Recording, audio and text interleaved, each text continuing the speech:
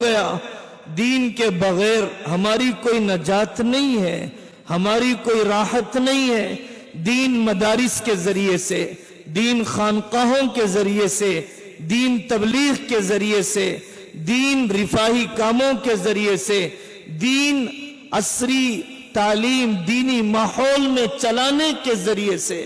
جیسے آنکھ یہ نہیں کہہ سکتی کہ ہمیں کان کی ضرورت نہیں ہے، کان یہ نہیں کہہ سکتا مجھے پیٹ کی ضرورت نہیں ہے، اسی طریقے سے ہر دین کا شعبہ نافع تو ہے کافی نہیں ہے، نافع تو ہے کافی نہیں ہے، اور ہر شعبے کا نفع جبھی ہوگا جبکہ ایک شعبے کا ماحول دوسرے شعبے سے تعاون کا ہو، تناؤ کا نہ ہو، ٹکراؤ کا نہ ہو، ایک دوسرے کی خوبیوں کے لین دین کا ہو۔ اس کی مثال ایسے ہو سکتی ہے کہ بادشاہ کی بیٹی کی طبیعت ناساز، اب بادشاہ نے اعلان کر دیا کون ہے جو میری بیٹی کا علاج کر دے، میں اسی سے شہزادی کا نکاح کروا دیتا ہوں۔ تو 3 آدمی بڑے بہادر تلاش میں نکلے کسی جڑی بوٹی کے۔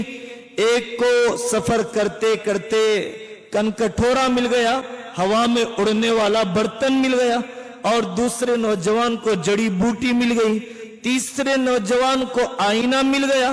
اس نے آئینے میں دیکھا کہ شہزادی تڑپ رہی ہے، جاں بلب ہے اور بیماری کی اذیت کو جھیل رہی ہے۔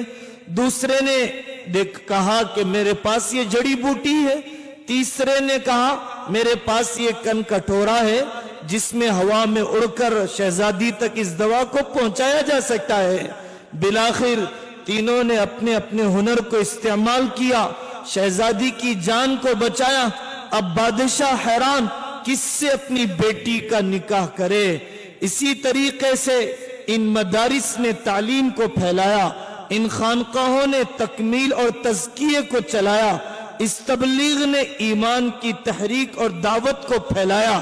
مدارس کے ذریعے سے، تبلیغ کے ذریعے سے ایمان پھیلتا ہے، مدارس کے ذریعے سے ایمان جمتا ہے، خانقاہوں کے ذریعے سے ایمان سجتا ہے، سب کے ذریعے سے دین کی حیات اور دین کی زندگی کے بچاؤ کا سامان ہو رہا ہے۔ ہمیں ہر شعبے کے قدرداں، ہمیں ہر شعبے کو قدر کی نگاہوں سے دیکھنے والا بننا ہے، اور جس ملک میں ہم رہ رہے ہیں اس